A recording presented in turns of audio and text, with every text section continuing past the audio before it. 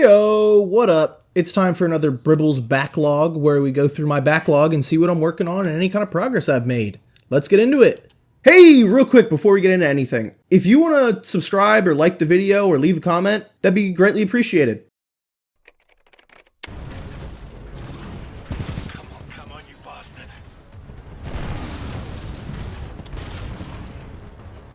Alright, time to talk about Titanfall 2. A lot of people like to act like this is some magnum opus for AAA first-person shooters, and those people are right.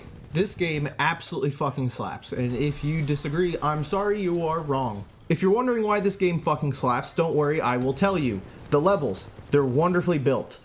The shooting, wonderfully done. Every gun is fun to shoot. The movement, every time you move around in this game, it feels fucking incredible. And surprisingly, the story. If you played Titanfall 1, you know that the story wasn't really a story. They were just multiplayer games that they put little cutscenes in front of, and the cutscenes were kind of dog shit. But that's okay, we're not here to talk about Titanfall 1, we're here to talk about Titanfall 2.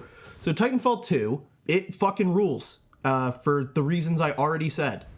I'm sure you can see on screen this game is a blast to play. I will give one warning though. If you play the game and beat it on hard and you're like, that wasn't that bad, let's see what master difficulty's about. Get ready. Just prepare.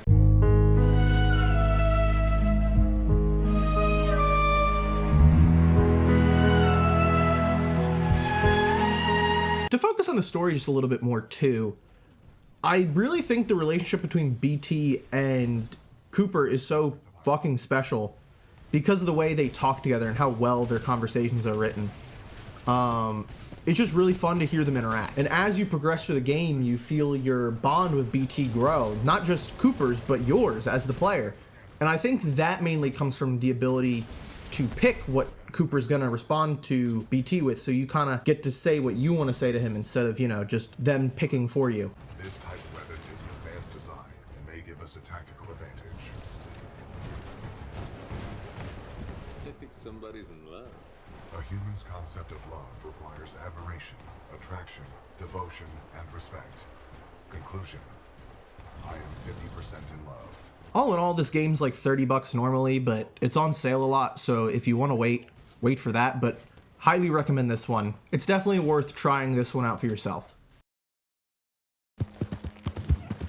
Easy, boy. So I beat Red Dead 2 a day ago, and I've been thinking about it ever since.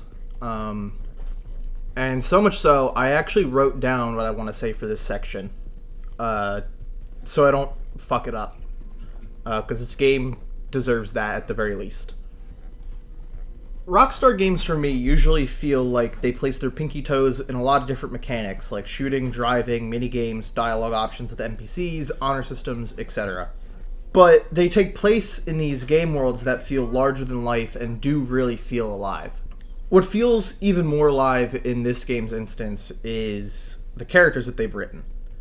Arthur, John, Charles, Dutch, Abigail, Sean, Hosea, Lenny, Micah, all of them, good or bad, feel alive, and each one has their own motives and their own personalities. And after completing the game, I'm just kind of sitting here thinking about characters, specifically Arthur, and about his motives and why he acted the way he did. Obviously, through the story, it's quite apparent that Arthur is a good man. But why did he act that way? Would he have acted that way if it weren't for what happens in the game? The pivotal turning point, if you will. This is a narrative that is going to stick with me, and I think this is a game that everyone should try to complete at least once. I'll probably speak on this game in the future, making a video about it on its own. But for now, this is really all I have to say on it. Please play Red Dead Redemption 2. So I wasn't sure what I was going to play after Red Dead Redemption 2. It's tough because you're concerned about whatever you're playing next is going to not be as good, right? Because it's going to be hard to reach those highs again. I haven't played a game like Pizza Tower in a while. and I figured, you know, maybe something like that would be different enough to where it wouldn't matter. So I found this game called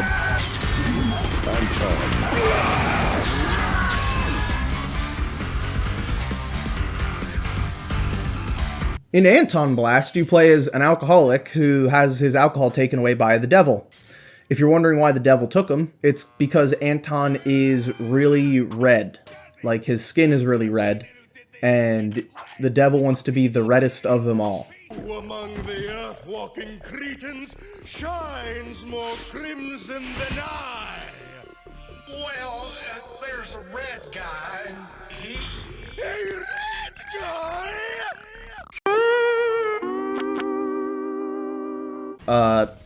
This game's pretty out there. It's a little weird.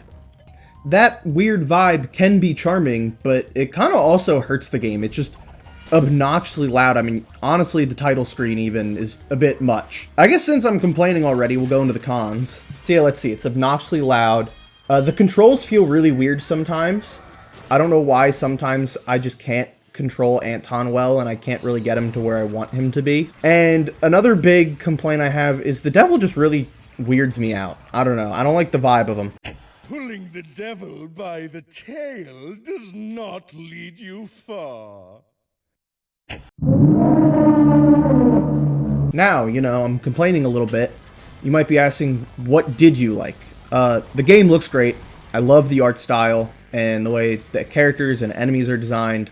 Another thing I really like is just each level brings a new mechanic to it, kind of similar to Pizza Tower. I don't think any of them have been the same, which is nice too.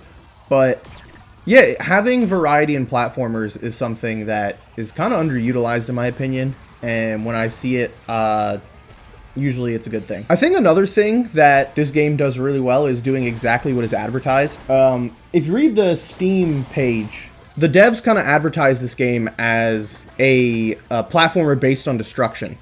And that's really accurate. You are constantly breaking shit. I mean, constantly. You have to do it to get to new rooms and areas. You're running through walls all the time. You're basically hitting everything you can with this giant hammer that Anton has. And it's just a lot of fun. Another pro is that the boss fights are really cool too. I think I've been in 2 now, and they're pretty fun. So while this game is my least favorite of the 3 so far, it's still a great time and I would recommend it. And I think this game's on sale for $20 normally. I think it's a good price for it. Alright, get ready for the rapid fire section. I'm just going to read the spreadsheet and say what I think about these other games because I didn't really have much to say about them. I beat Lunastance. This game is worth $3. I think you should play it. It's fun if you have any interest. It's a cute little game, and it's a good time. FBC Firebreak. Oh boy, what can I say about this crock of shit? It's just so bland and boring, which is disappointing, because I love the Remedy games and the Remedy universe. Nubby's Number Generator. This game's just a little weird, but it kind of gives, like, when you had to stay inside for recess, and they had the games on the computers.